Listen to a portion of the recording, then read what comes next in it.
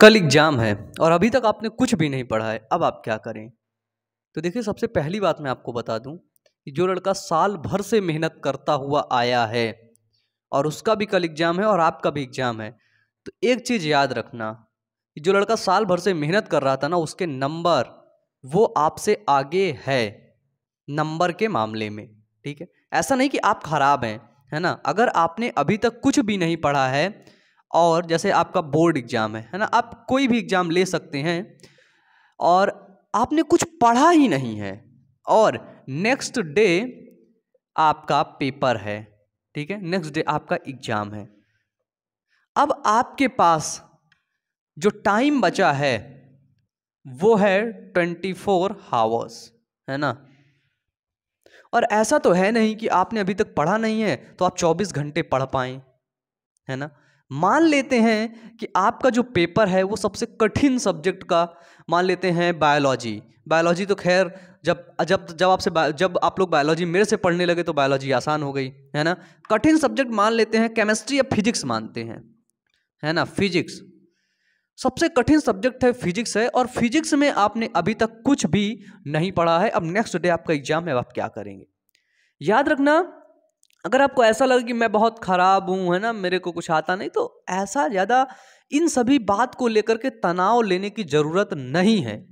ठीक है, क्या होता है कभी कभी जो बच्चा पूरे साल पढ़ता है ना, वो पूरे एक साल से पढ़ ही रहा था, अच्छे से पढ़ रहा था, तो जाहिर सी बात है वो एग्जाम में टॉप करेगा, है ना। एग्जाम में उसके मार्क्स जो है अच्छे आएंगे और आप नहीं पढ़ रहे थे।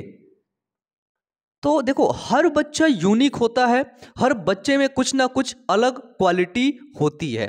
आपको फिजिक्स नहीं समझ आ रही थी, कोई बात नहीं, है ना। अब आपको क्या करना है, आपको बस ऐसा करना है कि आप किसी तरह से पास हो जाएं, बस, है ना, किसी तरह से पास हो जाएं। आपने अपने अंदर के टैलेंट को, आपने अपने अंदर के जो हुनर है उसको नहीं देखा होगा, क्योंकि आपके अंदर कोई ऐसा टैलेंट है जो उस बच्चे में नहीं है, जो एक साल से मेहनत कर रहा था। आप अपना टाइम, अपना समय कहीं और स्पेंड कर रहे थे, आप किसी और फील्ड में प्रोडक्टिव हो रहे थे, आप किसी और फील्ड में मास्टर बन रहे थे।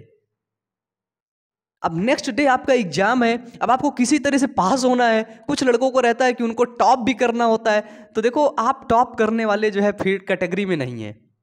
अगर आप टॉप करने वाली कैटेगरी में होते तो आप पूरा साल पढ़ रहे होते, है ना। और अब आपको फिजिक्स में पास होना है, तो आप क्या करेंगे? नेक्स्ट डे आपका एग्जाम है।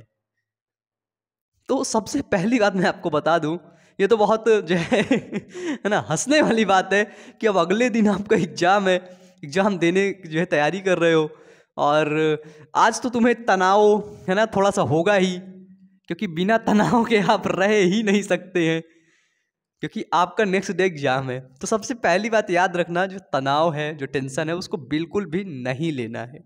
ठीक है, बिल्कुल भी नहीं लेना है, क्योंकि बहुत से ऐसे लोग हैं, याद रखना, जो गूगल और माइक्रोसॉफ्ट में कुछ ऐसे लोग काम कर रहे हैं जिन्होंने अपनी जो है इंटरमीडिएट की परीक्षा नहीं पास की है, जिन्होंने ग्रेजुएशन नहीं किया है, और वो आज माइक्रोसॉफ्ट गूगल पे काम कर रहे हैं, है ना।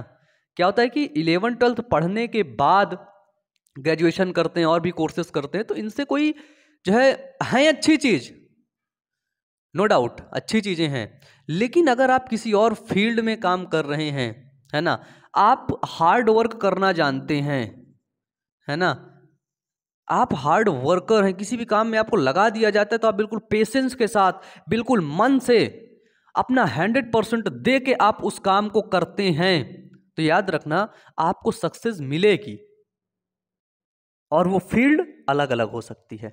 अब अगर इस बच्चे ने फिजिक्स की तैयारी एक साल से कर रहा, तो जाहिर सी बात, ये टॉप करेगा, ग्रेजुएशन फिजिक्स में करेगा, मास्टर्स भी फिजिक्स में करेगा, क्या पता ये साइंटिस्ट बन जाए, है ना।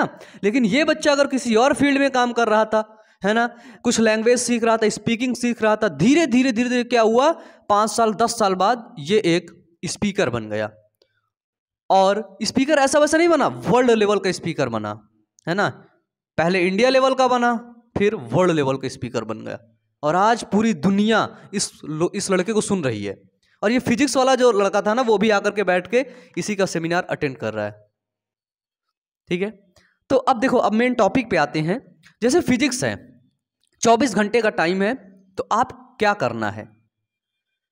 देखो, मैं कोई आपको अलग से बात नहीं बताऊंगा, ये बातें शायद आपको पता हैं।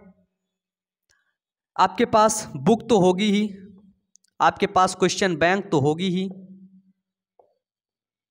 तो आप बुक या क्वेश्चन बैंक में जितने भी इंपॉर्टेंट क्वेश्चन हैं, क्या हैं? Important question. देखिए क्या होता है कि हर सब्जेक्ट में कुछ इंपॉर्टेंट क्वेश्चन रहते हैं जो लगातार पूछे जाते हैं, है ना। तो आप कम से कम 15 से 20 क्वेश्चन तो याद कर ही सकते हो ना। बताओ, आप इतना तो कर सकते हो ना। 15 से 20 क्वेश्चन यदि आपने याद कर लिए, सिर्फ याद करना है अब आपको कुछ नहीं करना है। मैं आपको नहीं कहता आप डेरिवेशन समझिए, मैं नहीं कहता आप जो है न्यूमेरिकल लगाना सीखिए, मैं नहीं कहता आप रिएक्शन याद करिए, लेकिन कुछ क्वेश्चंस तो आप याद कर सकते हैं ना। अब आप यहां पर याद क्या कर सकते हैं? बेसिकली आप वो थ्योरी याद कर सकते हैं। थ्योरी, आप थ्योरी याद कर सकते हैं ना।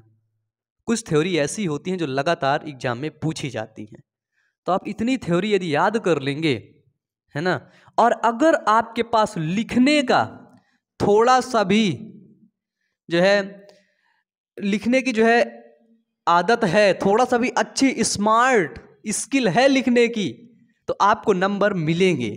आपको क्या करेंगे? नंबर मिलेंगे। जैसे न्यूमेरिकल आ गया, है ना, क्या आ गया इसमें? थ्योरी आपने याद कर लिया, अब न्यूमेरिकल आ गया।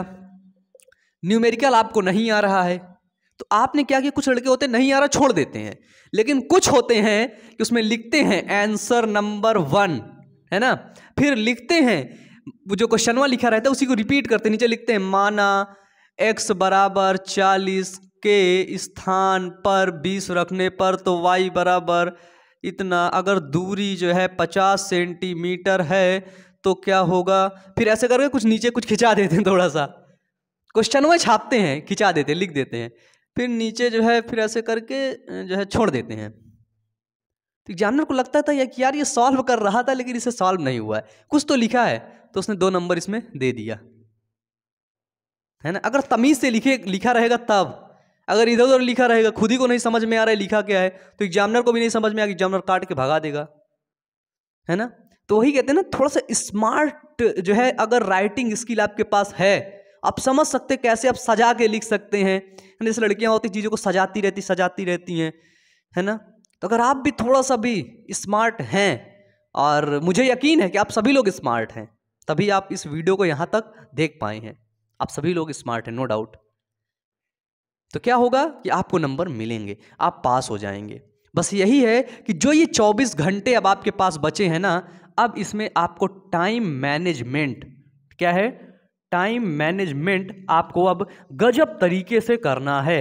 अब आपको अपने मन की नहीं सुनना है। किसकी? मन की। कि आपका मन अब कह रहा है कि चल खाना खा ले, तो आप तुरंत उठ के गए खाना खा लिए। अभी आपका मन पढ़ने का कर रहा था, मन बोला चल खाना खाते, तो आप खाना खाने गए। जब खाना खा लिए ना, उसके बाद मन बदल गया, मन बोला भाई चल अब कौन पढ़ेगा, अब सो जाते हैं। फिर बोले हाँ यार सही कह, सो जाते हैं। जब तुम सो गए ना, तब मन जब बाद में उठा 4-5 घंटे बाद, तो बोला यार 5 घंटे निकल गए, अब तो मैं पढ़ा नहीं यार, अब क्या ही करूं, अब जब मैं फेल हो जाऊंगा ये, अब उल्टा सीधे थॉट्स देने लगेगा। इसलिए इसको समझना है, ये जिस तरह से हमारे साथ गेम खेल रहा है ना, इसको कंट्रोल करना है ना।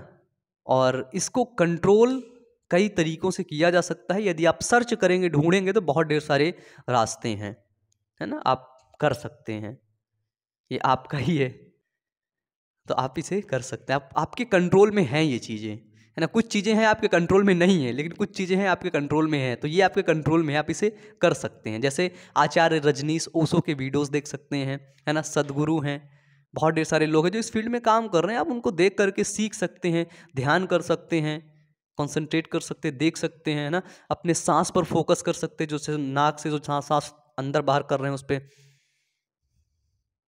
ऐसे करके फोकस कर सकते हैं। आंख बंद करके आप देख सकते हैं कि आप सोच क्या रहे हैं, क्योंकि जैसा आप सोचते हैं वैसे ही आप बनने लगते हैं।